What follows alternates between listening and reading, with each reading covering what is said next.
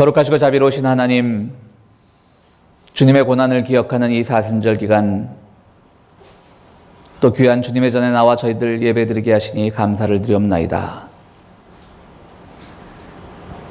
우리가 예수를 믿는다라고 하면서 늘 예수의 십자가를 바라본다고 하면서 십자가가 우리에게 주는 고난의 동참과 주님께서 그 척박한 시대를 사시면서 우리에게 보여줬던 그 삶의 모습은 외면하고 우리는 오로지 십자가를 우리의 모든 것을 채워주는 어떤 신비로운 상징처럼 여기며 살아가는 신앙인들이 아닌지 이 기간 동안 저희들 기억하며 깨닫는 마음을 저희들에게 허락하여 주시옵소서. 우리는 물론 주님을 믿으면서 우리의 삶이 평안하고 우리의 모든 기도가 응답받고 또 우리의 영혼이 더욱더 맑아지기를 위하여 소망합니다. 주님께서 우리에게 그러한 약속도 주셨음을 우리는 분명 알고 있습니다. 그러나 그것 때문에 십자가가 주는 달콤함에 우리가 너무 매몰되지 않도록 십자가 주는 고통에도 우리가 함께 할 수 있도록 주여 도와주시옵소서.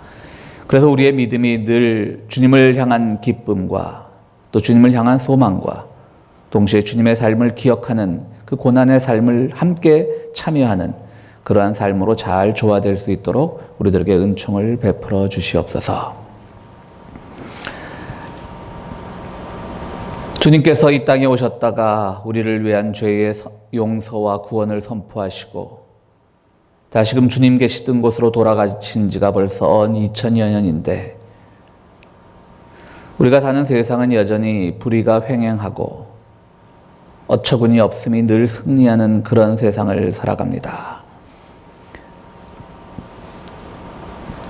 참으로 우리가 조국을 떠날 때에 이 땅에 오면 뭔가 합리적이고 이 땅에 오면 뭔가 우리의 꿈이 이루어지고 이 땅에 오면 뭔가 좋은 세상이 될 줄로 알고 왔지만 2017년 오늘 이 땅의 지도자는 여전히 알 수 없는 행위를 우리들에게 강요하고 마치 그깟 피부색이 무엇이길래 특정 피부색만이 이 땅의 주류인 것처럼 따르라고 우리를 강요하는 시대에 살고 있습니다. 더욱이 우리가 이해하지 못할 것은 가장 낮은 자들과 함께하라고 가장 소외된 자와 함께하라고 가르쳐주셨던 그 주님의 가르침을 따른다라고 하는 교회의 지도자들마저 세상의 악한 권세를 찬양하고 세상의 악한 권세를 하나님의 뜻인 양 왜곡하는 이 현실 속에서 우리의 믿음의 길이 과연 어디로 향해야 될지 우리는 어리둥절할 때가 많습니다. 그러나 우리가 늘 생각하기에 주님께서 우리에게 늘 진리를 가르쳐 주셨고 평화의 길을 가르쳐 주셨음을 믿습니다. 우리가 믿고 있는 이 믿음의 길이 하나님 보시기에 완전히 옳다고는 할 수 없지만 적어도 그들의 길을 가지 않도록 우리의 삶을 붙들어 주시옵소서. 우리의 고국도 마찬가지입니다. 참으로 오랫동안 부조리와 몰상식이 지배하던 그 질곡의 세월을 이겨내고 이제 우리에게 뭔가 밝은 세계가 다가오지 않을까 하는 희망 속에 부풀어 있는 시절을 우리 고국에 있는 동포들이 보내고 있습니다. 물론 어떤 특정인에 의해서 세상이 유토피아가 되지 않을 것이며 어느 특정 정치 세력에 의해서 세상이 한꺼번에 좋아지지 않을 것이라는 것은 우리 모두 알지만 그러나 적어도 지난 세월 우리를 옥죄었던 그런 여러 가지 왜곡으로부터는 이번 기회에 우리가 반드시 탈피할 수 있도록 우리 모두에게 지혜를 허락하여 주시옵소서. 그러나 주님 미국과 마찬가지로 우리의 고국에서도 교회의 이름을 걸고 있는 이들이 믿음이란 이름을 가지고 있는 이들이 더욱더 왜곡되고 알 수 없는 행동들을 하고 있는 것을 보게 됩니다. 아버지 하나님, 그들 마음속에 참 믿음이 무엇인지 참 진리가 무엇인지 깨닫게 하여 주시고 정말 2017년 봄은 우리의 모든 오랜 질곡으로부터 해방되고 참 기쁨의 소식을 부활과 함께 들을 수 있도록 주여 도와주시옵소서. 현대 문명이 그렇게 발전했음에도 불구하고, 과학이 그렇게 발전했음에도 불구하고 알 수 없는 이유로 지난 3년 동안 차가운 바다에 갇혀 있었던 세월호를 기억합니다. 왜 이렇게 며칠 만에 건져 올릴 수 있었던 것을 지난 3년 동안 그렇게 바다에 담궈 두었는지, 정말 알 수 없는 일들 앞에서 우리는 또한 어리둥절하게 됩니다. 정말 바라옵기는 희생자들의 아픔은 힘들고 슬픈 일이지만 정말 그것이 단순한 사고였기를 우리는 모두 바랍니다. 거기에 어떤 음모도 없기를 바라고 어떤 왜곡도 없기를 바라지만, 그러나 우리 앞에 일어나는 일들은 그러한 의심을 지우기에 너무나 어렵고 어처구니 없는 일들이 일어나서 우리의 마음은 점점 더 의심과 회의 속에 빠져들게 됩니다. 아버지 하나님, 참으로 그 사건에 얽힌 진리가 하나도 숨김없이 밝혀지게 하시고, 그로 인하여 진리가 바로 서게 하시고, 그로 인하여 유가족들이 위로받게 하시고, 그로 인하여 우리의 조국이 더욱더 바로 서갈 수 있도록 주님 함께하여 주시옵소서. 우리 예배 드릴 때 우리 교회를 위하여 기도합니다. 늘 부족하다는 말밖에 드릴 말이 없지만 주님, 이 작은 공동체를 늘 지켜주시고 늘 사랑으로 인도하여 주심을 우리는 믿고 있습니다.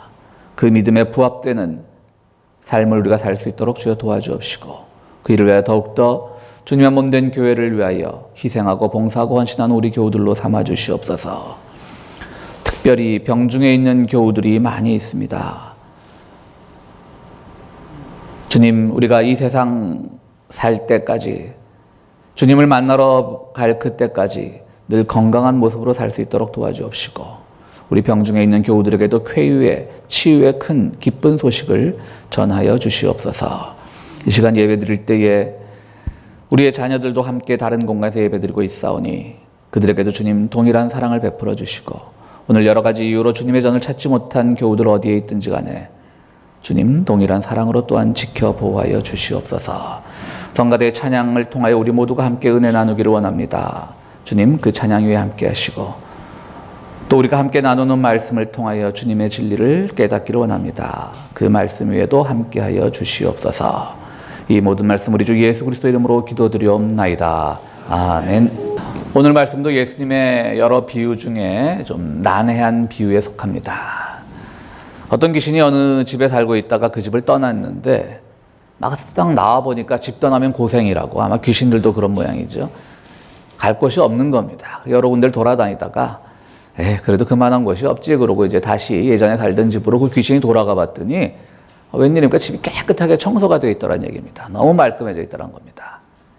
의리가 있는 귀신이었습니다. 나 혼자 살기엔 너무 아깝다. 이 집이 너무 좋다. 그래갖고 자기 친구 7귀신, 더 악한 귀신을 데리고 들어가 살게 되었다고 하는 겁니다. 물론 집과 귀신, 이것은 한 개인의 영성과 영혼, 이런 것들을 상징하는 말이겠죠. 그래서 예수님은 이 비유를 설명하시면서 이렇게 말씀하십니다. 그 사람은 예전보다 더 비참한 형편이 되었다. 당연하겠죠. 귀신 하나 있던 사람이었는데 귀신 7이 들어가게 되니까 그 사람의 영혼은 더 비참해졌다라고 하는 것이 주님께서 오늘 말씀하신 그 비유의 내용입니다. 참 어렵죠. 깨끗해진다는 건 윤리적인 의미입니다. 우리는 깨끗하게 살아야 됩니다. 도덕적으로 살아야 됩니다. 근데 우리 본문을 오늘 잘못 이해하면 깨끗하게 살지 않아도 되나? 너무 깨끗하면 오히려 귀신이 더 깃들기가 좋은 우리 영혼이 되나? 뭐 이런 오해를 불러일으킬 만한 그런 본문입니다. 실제로 아이들을 키울 때 너무 청결한 공간에서 키우면 면역력이 떨어진다고 합니다. 애들 너무 저도 아기들 키워봤지만 너무 아이들 그냥 황해나 병들까 이렇게 깨끗한 환경만 만들어주다 보면 커서 더 애들이 병에 걸리기 쉽다라고 하는 얘기죠. 작년 한 해 한국에서는 그 가습기 살균제 사건으로 참 많은 슬픔과 여러 가지 일들이 있었는데요. 한국에 이제 그 가습기라는 게 있습니다. 오래전에 이민 오신 분들은 한국에서 그 가습기를 잘 쓰지 않으셨겠지만 저희도 한국에 있을 때 기억해 보면 가습기를 썼던 기억이 납니다. 저도 이제 그 건조한 걸 잘 못 견디는 체질이라 미국에 와서도 이제 가습기를 쓰고 있는데요. 제가 사는 가습기는 그 인터넷에서 산 한 10불짜리입니다. 얼마나 가습기가 원리가 간단하냐면 그 우리가 생수병, 폐병에 그냥 그 가습기 꼭대기만 꽂으면 순간적으로, 물론 전기를 꽂아야 되지만요. 심지어는 전기를 꽂지 않고 컴퓨터 같은 그런 케이블, USB 케이블로 꽂아도 그 순식간에 이제 물이 수증기로 변합니다. 그럼 뭐 저 혼자 쓰는 방 공간에서는 충분히 가습의 효과를 해주는데요. 한국 가습기는 굉장히 커요. 복잡해요. 기억들 나시죠? 그러다 보니까 그걸 필터도 이제 물에 물때가 끼니까 필터도 자주 교환해줘야 되고 뭐 그래요. 그러니까 그것을 좀 더 깨끗하고 공기 중에서도 많은 나쁜 이물질들이 떠다니니까 그것을 살균한다는 차원에서 이제 살균제를 넣어서 물 속에 그렇게 해서 이제 가습 효과를 내는 것이 있었는데 그게 많은 사람을 죽여버린 거죠. 그걸 보면서 참 청결도 좋지만 깨끗한 것도 좋지만 때로는 그것이 이렇게 우리의 목숨까지도 위협할 수 있지 않아 이런 생각도 해보게 됩니다. 어쨌든 그런 점에서 이런저런 생각을 하게 되면 오늘 본문은 자칫 잘못 이해하면 너무 깨끗한 척하지 말고 적당히 살아라. 너무 깨끗한 척하면 오히려 귀신이 더 잘 든다. 뭐 이렇게 이해되면 큰일 날 본문입니다. 여러분들 그렇게 이해하시면 안 됩니다. 예수 믿으면서 너무 혼자서 독이야 청청한 척하지 마라. 적당히 죄도 좀 짓고 부정에도 좀 참여하고 이래야 세상 재미가 있지 않느냐라고 하시면 큰일 난다는 뜻입니다. 오늘 본문은 물론 그렇게 이해하시는 우리 평화의 교회 교우들도 안 계시겠지만 혹시라도 그렇게 이해할 수 있는 그런 곡해의 소지가 있기 때문에 말씀을 드립니다. 그럼 도대체 이 본문은 무엇을 말하고자 했을까? 집을 깨끗하게 청소해 놓았더니 더 악한 귀신이 들어와서 그 사람의 영혼은 더 피폐해졌다. 도대체 무슨 말일까? 저는 지난주 이 말씀을 가지고 고민을 할 계기가 있었습니다. 그래서 오늘 설교의 본문으로도 삼았습니다. 한국의 그 기독교 윤리학자 중에 손모라고 하는 아주 유명한 분이 있습니다. 이분은 기독교 윤리학자라고 우리가 부르지만 개인 윤리에 좀 더 초점을 두는 그런 분입니다. 그리고 이분의 삶 자체도 아주 청렴하고 고결하기로 유명한 분입니다. 오늘 우리가 이 험한 시대, 모든 물질적인 유혹이 넘쳐나는 시대에 개인적으로 청렴하게 살고 꼿꼿한 삶을 사는 것은 분명히 좋고 훌륭한 덕목입니다. 그런 자리를 지켜 살아온 분들에 대해서 우리는 찬사를 보낼 수 있습니다. 그러나 이분을 제가 그렇게 좋아하지 않는 이유는 그 손모라고 하는 교수를 제가 그렇게 좋아하지 않는 이유는요. 이분은 그것은 어떻게든 개인 윤리예요. 우리가 깨끗하게 살아야 되고 청렴하게 살아야 되고 꼿꼿하게 살아야 되는 건 개인의 윤리인데 이분은 항상 이것을 사회 정치 윤리로까지 발전시키려고 하는 그런 시도들을 많이 해옵니다. 그래서 이분이 어떤 정치적인 발언을 하면 부당한 불의한 정치 세력에 대한 비판은 아니고 우리가 다 깨끗하게 살면 되지 왜 굳이 정치인을 비난하냐 이런 식으로 결론이 왜곡되는 경우가 많이 있었기 때문에 이분이 그 한국 기독교계에 자기의 이름을 날리기 시작한 건 한 40년 전인데요. 한 40년 전부터 저는 이분을 썩 좋아하진 않았습니다. 근데 이분이 최근에 어떤 보수 백인이라 그러면서 보수들이 선포하는 무슨 백인 선언에 서명을 해서 구설수에 올랐습니다. 보수의 가치가 나쁘다는 뜻이 아니고요. 이분이 서명한 그 사람들 보면 전부 이상한 사람들이에요. 이 같이 99명을 보면 이분만 정상이에요. 근데 이 정상인 분이 왜 여기에 서명을 했는지 모르겠어요. 심심하면 무슨 아무나 보고 빨갱이라고 말하는 사람에서부터 우리나라를 근대화시킨 것은 일본이라고 말하는 그런 서울대 교수 출신에서부터 그래서 이분이 막 비난을 받아요. 그래서 제가 어느 매체에 그분을 비난하지 말자. 그분은 본래 그랬던 분이었다. 새삼스럽게 변한 것처럼 얘기하느냐라고 했다가 저도 막 공격을 받았어요. 그래서 그렇게 생각을 해보게 됐어요. 이분 참 청량한 분이에요. 좋은 분이에요. 고결한 분이에요. 그분의 개인의 삶은 정말 우리가 본받을 수밖에 없는 그런 삶을 사신 분이지만 과연 그렇다면 다른 부분에 있어서 그분이 다 잘하는 것일까? 라는 생각을 해봅니다. 개인적으로 청렴한 것은 훌륭한 일이지만 그분의 그 사회적 지위를 고려했을 때 그분이 내뱉는 발언들이 사회를 왜곡하고 역사를 왜곡한다면 그것이 과연 더 큰 귀신을 불러들이는 행동은 아닐까라는 생각을 해보게 되면서 오늘 본문을 설교의 본문으로 삼아 보았습니다. 그렇습니다. 오늘 본문은 바로 그겁니다. 이건 대충 적당히 죄 짓고 살아도 된다. 너무 고결한 척하지 마라. 이런 취지가 아니고요. 오늘 정말 우리에게 이 말씀이 하시고자 하는 것은 우리는 깨끗하게 살아야 되고 청렴하게 살아야 되고 고결하게 살아야 되지만 그것을 자랑하지 말라는 것이 오늘 성서가 우리들에게 주는 첫 번째 메시지입니다. 왜 그렇게 우리 본문을 이해할 수 있냐면요. 이 본문은 이 마태복음 12장 전체를 보면요. 예수님께서 그 바리새파를 비난하는 과정에서 바리새파와 논쟁하는 과정에서 이 말씀이 나왔습니다. 우리는 성경을 읽으면서 또 목회자들의 수많은 설교를 들으면서 바리새파를 마구 비판하게 됩니다. 왜냐하면 예수님이 비판했으니까. 그런데 우리가 오해하지 말아야 될 것은요. 예수님이 바리새파를 비판했다고 해서 그 바리새파가 아주 나쁜 사람이냐? 그건 아니라고 하는 뜻입니다. 바리새파는 그 당시 기준으로 봤을 때 아주 고결한 사람들이었습니다. 누구보다도 종교적으로 율법을 잘 지키고 누구보다도 깨끗한 삶을 살려고 노력했던 사람들입니다. 그러니까 우리 조심해야 돼요. 성경을 보면서 예수님이 바리새파 비난했다고 우리도 막 바리새파 잘못 비난하다가는 이런 말 들을 수 있어요. 당신들이 바리새파만큼이라도 살아봐라. 사실 깨끗한 사람들이거든요. 여러분 우리 탈무드란 말 얼마나 많이 써요. 그 유대인들의 그런 지혜의 보고가 탈무드 아닙니까? 그래서 뭐 이 한국 서점에도 보면 그렇게 아주 탈무드 붙인 책들이 많아요. 뭐 탈무드식으로 키우면 아이들 성공한다. 심지어는 뭐 탈무드가 가르쳐준 경제 원칙, 탈무드식으로 하면 부자 된다. 뭐 유대인들이 부자도 많고 똑똑한 사람들도 많으니까 그런 책들이 나오겠죠. 탈무드라는 게 유대의 지혜를 모은 책인데요. 그게 오늘날 뭐 정말 자녀 교육에도 적용될 수 있고 심지어 돈 버는 데도 적용될 수 있는데 그걸로 많은 사람들이 책을 써서 돈을 벌고 있는데 그 탈무드라는 게 뭐냐면 바리새파들이 쓴 거예요.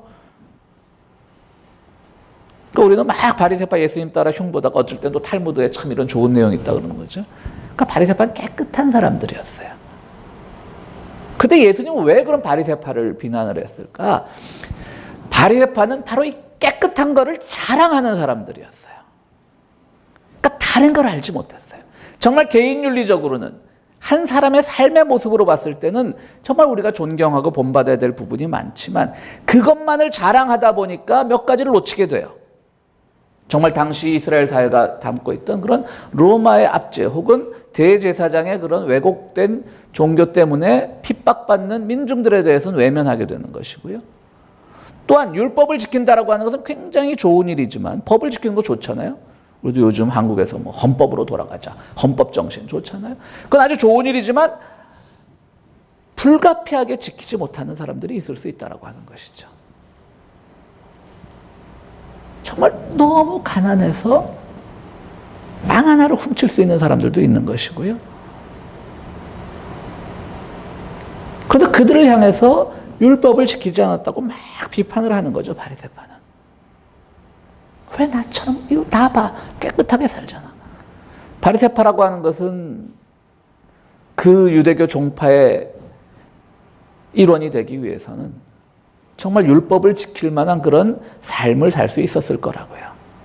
토요일 날 그들이 그 안식일 토요일에 일을 하지 않아도 정말 어떤 삶에 그렇게 궁핍함을 느끼지 못하는 사람이었을 수도 있고요. 어느 조건이 되니까 율법을 지키는 거예요. 조건이 안 된 것도 지키지 못합니다. 며칠만 굶으면 도둑질 안 할 사람이 어디 있냐라는 말인 것처럼 조건이 되면요 우리 모두 착하게 살아야죠. 그러나 조건이 되지 않는 사람들에 대한 배려, 조건이 되지 않는 사람들에 대한 그런 이해가 우리에겐 필요한 것인데요. 바리새파는 그걸 잘 못했던 겁니다. 그래서 오늘 마태복음 12장은 뭘로 시작을 하냐면요. 예수님의 제자 일행이 안식일 날 밀밭을 지나다가 밀이삭을 따먹어요. 안식일 날 그런 일 하면 안 되는데.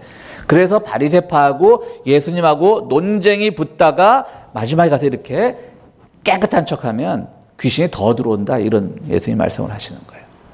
그러니까 예수님 참 독특하죠. 분명히 그 당시 율법으로 보면 안식일 날 뭘 그런 얘기를 하면 안 돼. 근데 거기다가 도둑질 같은 남의 밀밭에서 이삭까지 따먹었어요. 그러면 바리새파들이 지적하면 예수님이 미안합니다. 우리 제자들이 너무 배가 고파서 그랬습니다. 다음부터는 이런 일 절대로 없게 하겠습니다. 이래야 되는데 뭐라 그러죠? 주님이 안식일이 뭔데 내가 안식일의 주인이야. 어떻게 보면 굉장히 뻔뻔하셔요. 우리 주님도. 내가 안식일의 주인이야 그러면서 오히려 바리새파를 가르칩니다. 그러다가 12장에 또 여러 가지 얘기가 쫙 나오다 오늘 이 12장 마지막 부분에 가서 바로 이게 나온 거예요. 깨끗하게 씌워놓으니까 귀신이 더 들어오더라. 깨끗한 건 좋지만 그 깨끗한 게 오로지 자랑으로 삼고 그 깨끗함 때문에 더 큰 불의를 보지 못하고 자기 혼자 고고한 척하는 것 때문에 남의 처지를 이해하지 못한다면 그 자체가 뭐 귀신이라는 건 상징적인 용어죠. 은유적인 용어죠. 그 자체가 이미 우리가 귀신이 든 거예요. 너는 왜 그렇게 살지 못하니? 너는 왜 깨끗하게 살지 못하니? 너는 왜 안식일 날 남의 걸 훔쳐먹니? 꼭 그런 말 하는 사람들 있죠. 그럼 주중에 미리 준비해 놓든가. 주중에 열심히 일을 해서 돈을 좀 벌어 놓거나 뭐 이런 식으로 잔소리하는 사람들이 있다는 거죠. 그럴 처지가 될 수 없는 사람들임에도 불구하고요.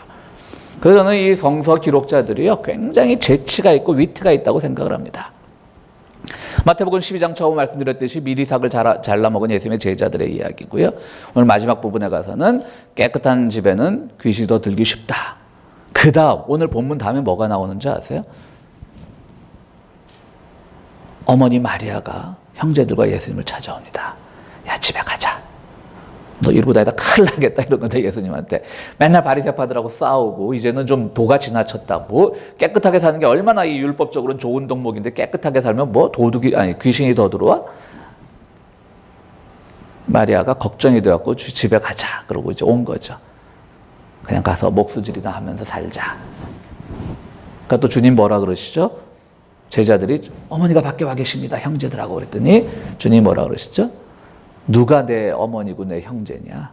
주님의 뜻대로 하는 사람이야말로 내 어머니고 내 형제다. 오늘 마태복음 12장은 우리 예수님께서 처음부터 까칠하게 시작하셔서 까칠하게 끝나는 그런 본문입니다. 그렇습니다. 오늘 우리는 왜 이 사회가 정말 깨끗해야 되고 고결해야 되는 삶을 우리는 함께 인정해주고 함께 존경해줘야 되는데 그것이 어떤 문제가 생기냐면 나이만큼 깨끗하잖아. 나이만큼 청렴하잖아. 그러면 됐지. 내만 잘 살면 되지. 그깟 정치가, 그깟 사회가, 그깟 대통령이 뭘 하든지 내가 무슨 상관이 있어라고 하면 그것은 더 큰 죄를 불러일으킬 수 있다고 하는 겁니다. 어느 날 어느 스님이 돌을 닦고 있는데 저승사자가 찾아왔습니다. 그러니까 귀신이 찾아왔다는 얘기죠. 가자. 이제 죽을 때가 됐다. 근데 스님이 보니까 너무 죽기가 싫은 거예요. 내가 아직 평생 참선을 했는데 아직도 그 깨우침을 얻지 못했어요. 그래서 이 저승사자하고 거래를 합니다. 그야말로 딜을 합니다. 딱 일주일만 더 시간을 주십시오. 그 다음에 저를 데리러 오십시오. 근데 일주일 뒤에 저승사자가 찾아왔는데요. 이 스님을 찾지를 못했어요. 이번에 일주일 뒤에 데리고 가야 되는데 찾지를 못했다는 얘기예요. 오늘 본문과 연결시켜서 생각해 보면요. 귀신이 다시 돌아왔는데 할 일이 없다는 거예요. 깨끗한 집이고 뭐고 집이 없다는 거예요. 다시 돌아간 거예요. 저승사자라고 하는 귀신이. 이게 유명한 선종 스님이었던 조주선사라고 하는 분의 글에 나오는 이야기인데요. 조주선사가 이 이야기를 설명을 하자 조주선사의 제자가 묻습니다. 왜 못 찾았습니까? 저승사자가 일주일 전에 찾았던 그 스님을 왜 못 찾았습니까? 그러니까 이 스님이 일주일 동안 뭐를 깨달았냐면 내 안에는 깨끗함도 없고 더러움도 없고 내가 지금 수행을 한다는 생각도 없고 참선을 한다는 생각도 없고 그 경지에 이르게 되니까 저승사자도 와갖고 일주일 전에 데리고 가야 될 사람이 여기 어디 근처에 있었는데 저는 불교의 경제에 나온 얘기지만 오늘 본문하고 상당히 아주 유사하다고 생각을 합니다. 그 전까지 일주일 전에 저승사자에서 끌려가야 됐을 그 스님은 늘 그런 생각을 하고 있었겠죠. 나는 평생 동안 참선을 열심히 했고 나만큼 수행의 경지에 도달한 사람이었고 나만큼 깨끗한 사람이었고 내가 깨끗하다 보니까 다른 사람의 허물을 보게 되고 그런데 갑자기 저승사자 오니까 내가 뭔가 수행이 잘못됐나 보다. 그래서 그때부터 막 수행을 하니까 내가 깨끗함도 없고 더러움도 없고 수행이라는 것도 없고 남의 허물을 찾는 마음도 없어지다 보니까 이 귀신도 누굴 데려가야 될지 알지 못하는 겁니다. 깨끗하게 이 방을 청소해 나왔더니 7 귀신이 들어왔다라고 하는 것은 바로 바리새파들이 나는 깨끗하잖아. 나는 청렴하잖아. 이것을 자랑했을 때 귀신의 눈에 잘 띄는 거죠. 그래? 네가 그렇게 깨끗해? 한번 붙어볼까? 라는 마음이 왜 들지 않겠습니까?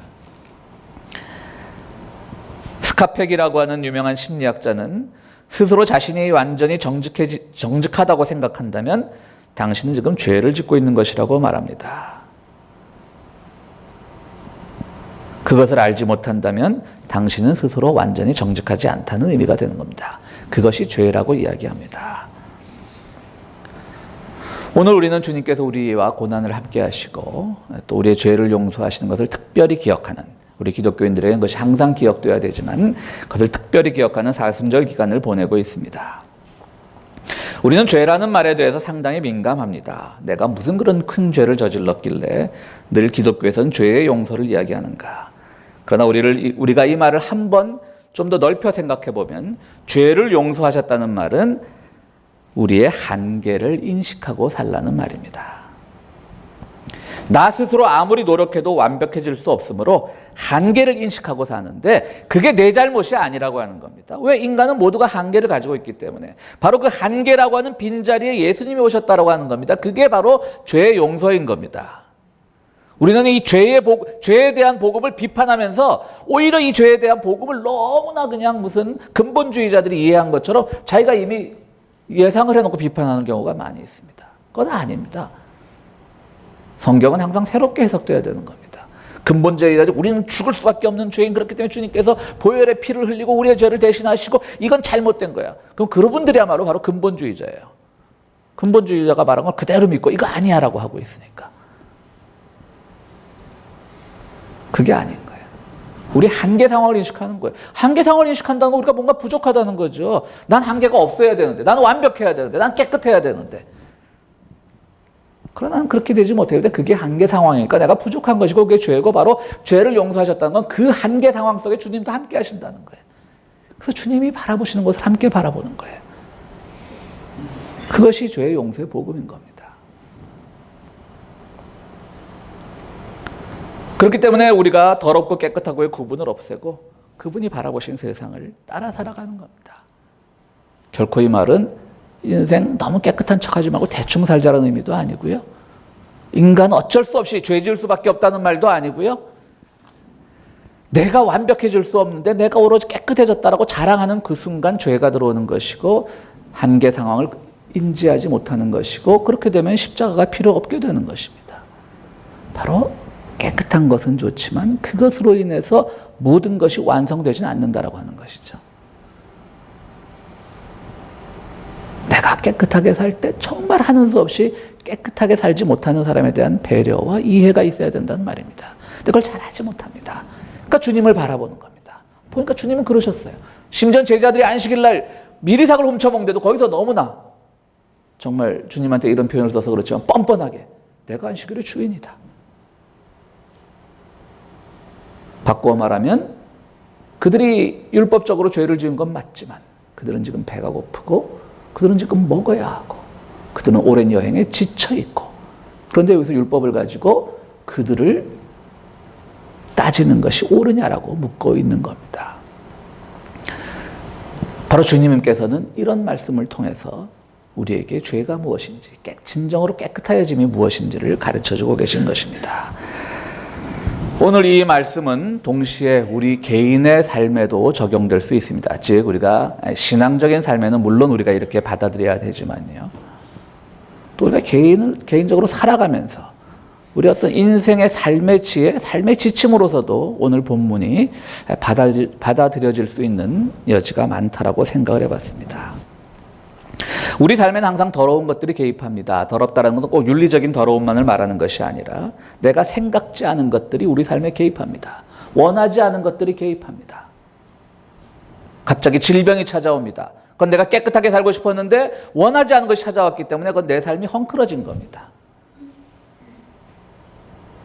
여러 가지 고통이 찾아옵니다. 나는 아무런 고통 없이 살고 싶었는데, 나는 편안하게 살고 싶었는데, 가정도 편하고 내 육신의 건강도 편하고 어떤 갈등도 없고 고민도 없고 그렇게 살기를 바라는데 내 삶에 항상 어떤 것들이 찾아오면 내 삶을 흐트러뜨리는 거니까, 어지럽히는 거니까 깨끗한 삶이 되지 못하는 것이죠. 그러니까 우리는 자꾸 이 하나의 문제만 없애버리면, 나를 괴롭히는 이 문제만 없애버리면 나는 깨끗해질 수 있다고 착각을 합니다.